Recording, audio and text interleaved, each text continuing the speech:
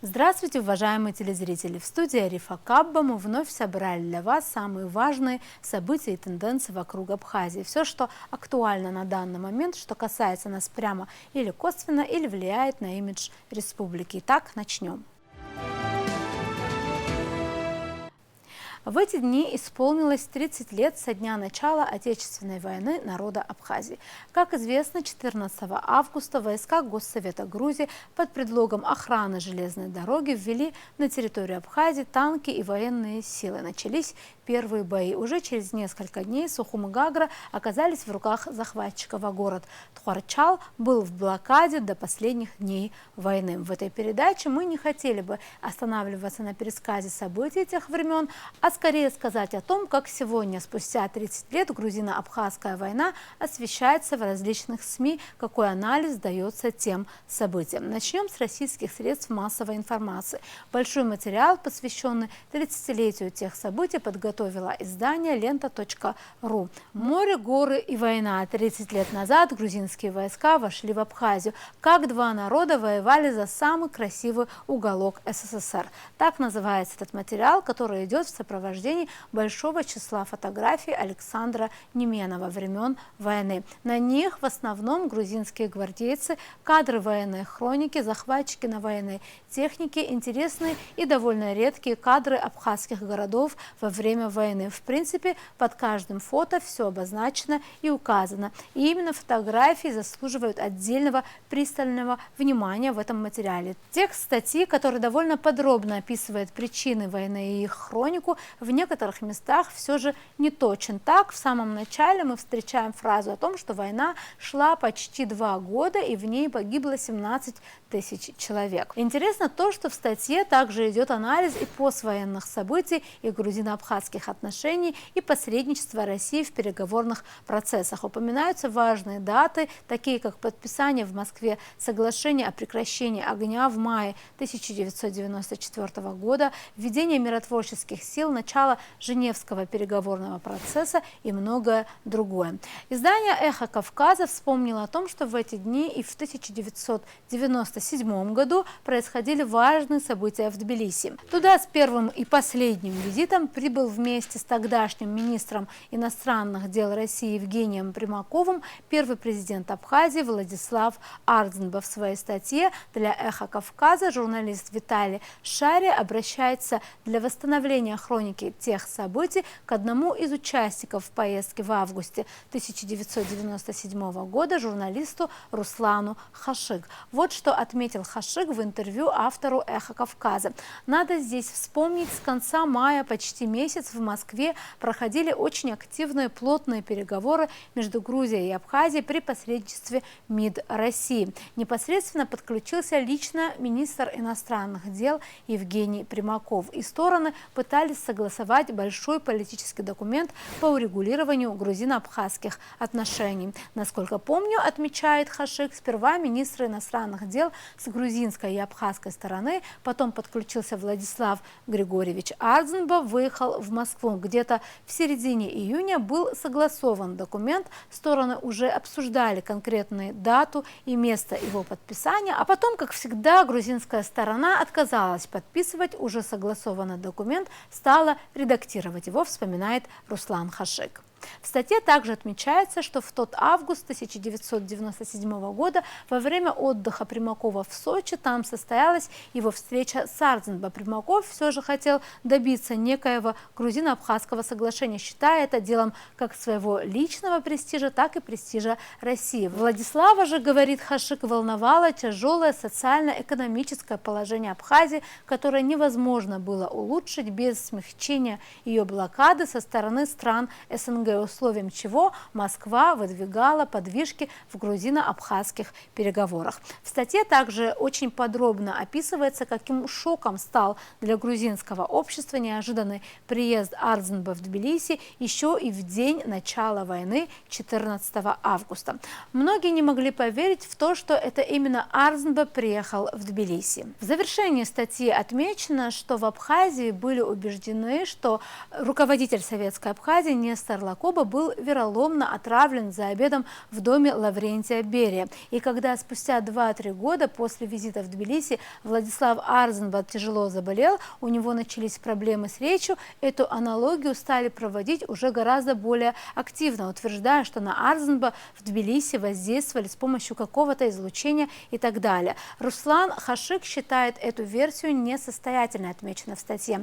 Просто на здоровье Владислава Арзенба, по его убеждению, сказались огромные психологические нагрузки, которые ему пришлось пережить во время и после войны. Самые дружелюбные, в кавычках, материалы о событиях тех лет были опубликованы в эти дни на украинских и грузинских сайтах. Там можно даже просто по заголовкам пройтись. Квазиреспублика образца 90-х годов. 30 лет назад началась грузино-абхазская война, ключевую роль в которой сыграла РФ. Именно так называется статья, в которой обозначаются причины начала войны таким образом.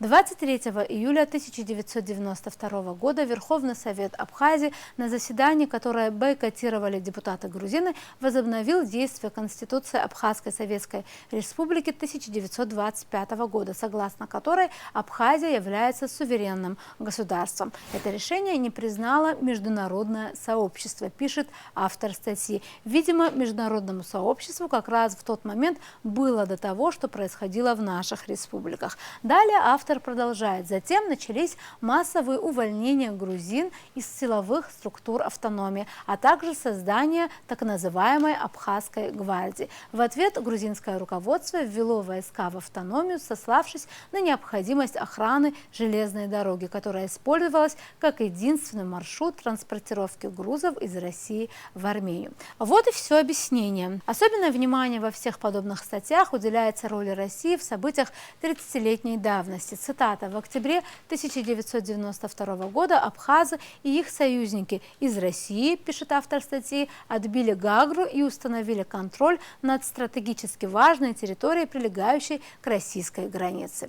Они наладили снабжение и российской части Кавказа и начали готовиться к наступлению на Сухуми. По данным Грузии, в штурме Гагры участвовали российские танки. Абхазы утверждали, что якобы используют трофейные вооружения. Конец цитаты. В нашей сегодняшней передаче мы предлагаем вам интервью с политологом и историком Николаем Трапш и хотим как раз поговорить о том, как спустя 30 лет поменялась парадигма освещения событий той войны.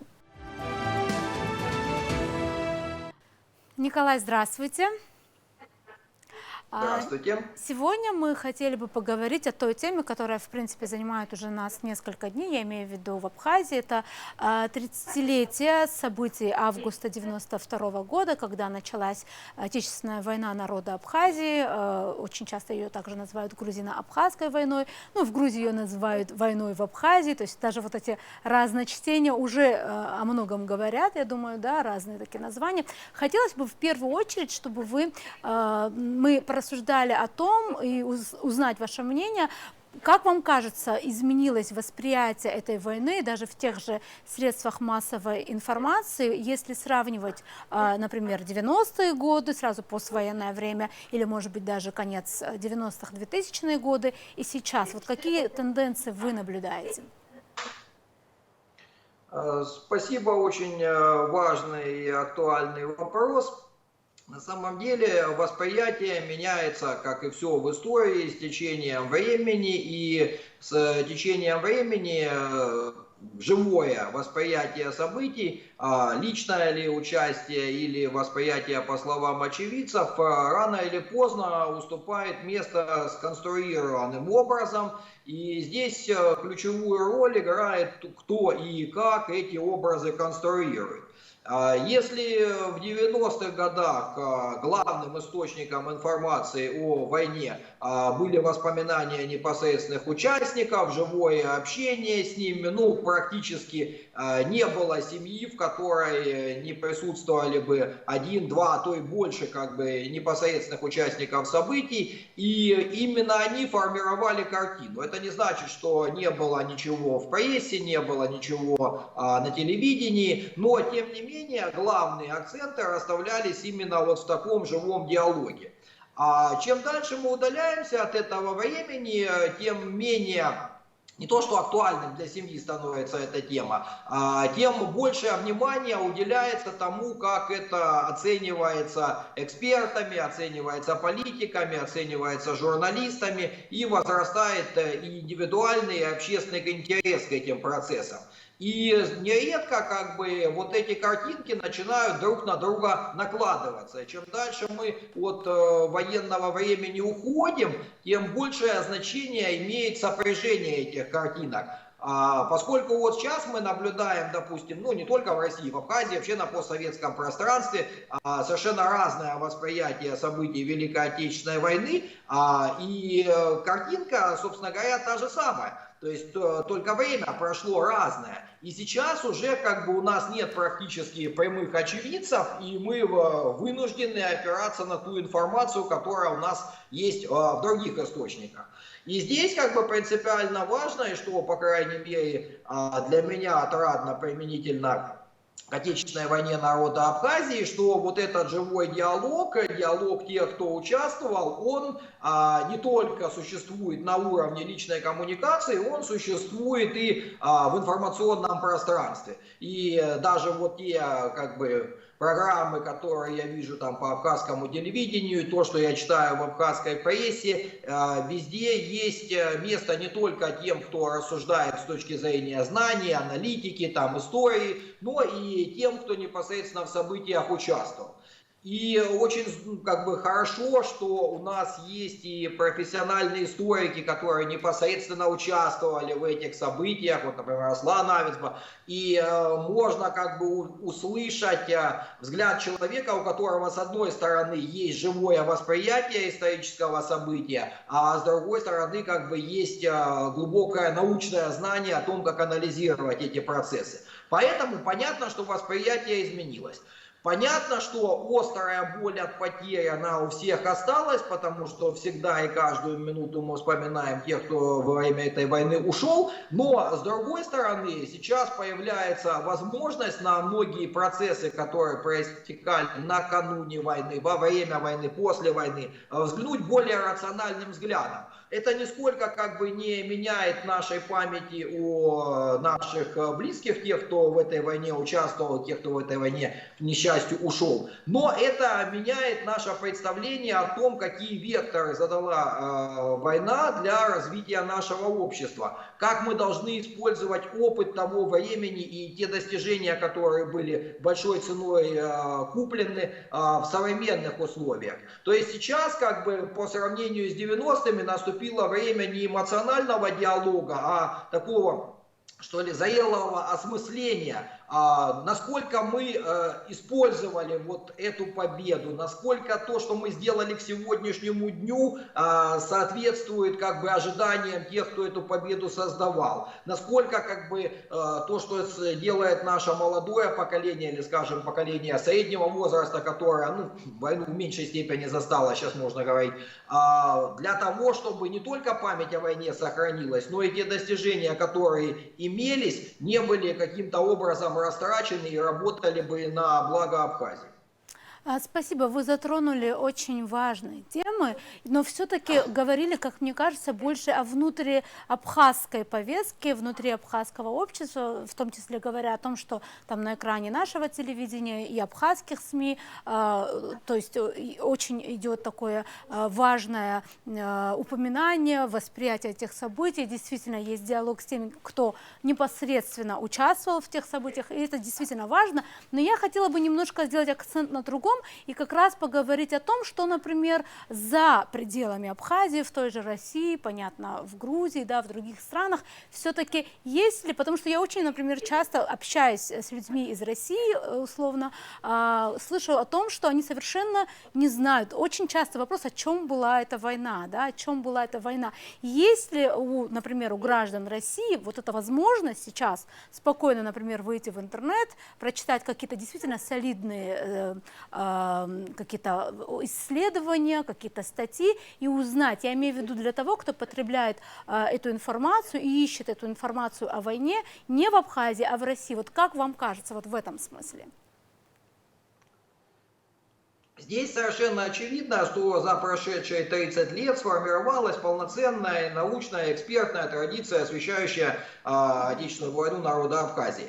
Другой вопрос в том, что востребована ли эта традиция российским обществом, и здесь мы должны совершенно четко понимать, что уровень запросов среднестатистического россиянина, даже если он собирается на отдых в Абхазию, он в большей степени сводится к тому, какие там цены, погода или, не дай бог, какие-то конфликты, которые имеют место быть и усердно раздуваются всякими не очень, скажем так, белыми, скорее желтыми СМИ, чем изучать историю, культуру. А здесь, когда они уже попадают на место и могут, так сказать, при знакомстве и с историческими памятниками, и при живом общении, интерес у многих проявляется. Я действительно знаю людей, которые, вот, пообщавшись и впервые узнав, собственно, о самом этом конфликте в Абхазии, потом приезжают в Россию, задаются вопросами, задают вопросы тем, кому можно задать, читают публикации, не только популярные, но и научные в интернете, благо их больше, чем достаточно. Но в целом мы должны совершенно четко понимать, что общественное мнение, общественный интерес – это вещь крайне переменчивая. То есть, если там, скажем, в 90-е годы эти вопросы российское общество в достаточной степени занимали, да и по большому счету в первой половине 2000-х годов, то после признания Абхазии и Южной Осетии в результате пятидневной войны это для значительной части российского общества стало абсолютной обыденностью. Ну, как с определенного момента это стало обыденностью ездить что в Абхазию, что в Грузию, что там за пределы страны, в Турцию, например, или в Объединенные Арабские Эмираты. То есть здесь острота именно самой конфликтной ситуации, пережитая там народом Абхазии, пережитая вместе с ним и частью, так сказать, несомненно, российского общества, оно как-то остается вне живого общественного интереса. То есть российское общество сейчас занимают несколько другие проблемы. Но если кто-то из этого общества желает познакомиться с проблемой, то для этого есть все условия на любой вкус, на любой интеллект и на любую степень интереса. С грузинским обществом несколько иная ситуация. Понятно, что любое военное поражение, сопряженное с жертвами, сопряженное с трансформацией национальной идеи, оно воспринимается болезненно, и вот эта болезненность, она влияла на восприятие событий, в том числе и публицистическое, и научное, и общественное, и во второй половине 90-х. И в начале 2000-х годов, и особенно оно обострилось, опять же, после признания независимости Абхазии и Южной Осетии. Ну, а с другой стороны, мы-то наблюдаем и иные процессы, что эта проблема, да, она остается в общественной повестке, тут она не может некоторое время не оставаться. Но сказать, что к ней проявляется колоссальный интерес, вот мы сейчас посмотрим, если обращение, к чему обращаются жители Грузии, так сказать, исследуя современную информационную повестку, то мы увидим, и есть по этому поводу самые разные экспертные заключения, что это далеко не абхазская проблема. И даже далеко не юго-осетинская, хотя она встречается чаще. А проблемы, связанные с внутренним развитием Грузии, с противостоянием двух политических блоков, с отношениями Грузии и России в целом, с тем, как Грузия вести себя в условиях турбулентных конфликтов на евразийском пространстве. Но и опять же, сказать, что среднестатистический житель Грузии, он готов, хочет и стремится к тому, чтобы воспринимать это на уровне научной или экспертной повестки, это будет преувеличением. Да, для них это важнее, чем для россиян, но опять же это важнее на уровне, так сказать, памяти, на уровне эмоционального восприятия, на уровне социальной коммуникации, а не на уровне попытки проанализировать это с точки зрения науки или экспертной деятельности. А если мы остальное постсоветское пространство возьмем и даже не только постсоветская, а возьмем там даже ту же Турцию, то здесь это уже как бы тема совершенно периферийная. В Турции периодически интерес к этому возникает, но он возникает исходя из внутритурецких реалий в первую очередь и особенностей турецкой внешней политики, нежели из восприятия самого конфликта, в том числе и нашей диаспоры. И это нормально и логично, потому что, да, люди помнят, люди проводят акции, мероприятия, в том числе и в годовщину событий, или радостных, или грустных для нас, но, тем не менее, они не могут все время проживать эту память каждый день, тем более подрастающие поколения. Это закон жизни. И здесь уже на повестку дня, как и в абхазском случае, выходит вопрос правильного сохранения исторической памяти. Для этого многое делается, но это отдельная совершенно проблема. Я вот постарался как бы так в комплексе это все собрать, насколько это у меня получилось. Спасибо большое. И один уточняющий вопрос. Вы уже упомянули Аслана Авицба, который действительно очень много пишет, как историк о войне. Да? Вот, а может быть еще несколько других каких-то важных, как вам кажется, трудов других ваших коллег-историков, именно посвященных войне? Просто некое перечисление. Ну, я сразу оговорюсь, да не обидятся на меня остальные коллеги. Я скорее скажу по фамилиям, нежели по названиям трудов. Очень большой вклад внес, к сожалению, ушедший от нас Валику Пачуля, как бы написал несколько очень фундаментальных работ, посвященных именно военному анализу, глубокому того, что происходило. При этом помноженному на знание и социальной ситуации.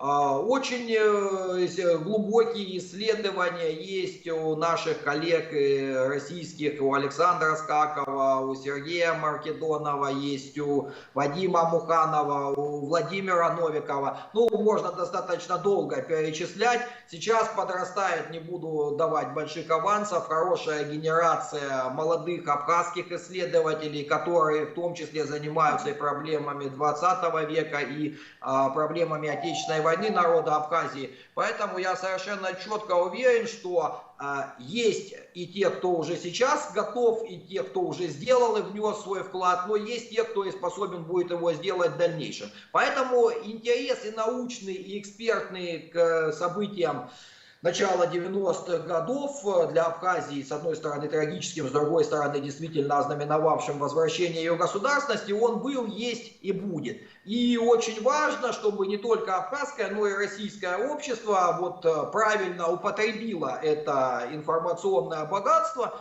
и это работало бы на как бы будущее предотвращение любых возможных конфликтов в нашем регионе. Огромное вам спасибо за то, что, как всегда, ответили на наши вопросы. Пожалуй, на этом сегодня все. Мы будем продолжать держать руку на пульсе событий. До новых встреч в эфире.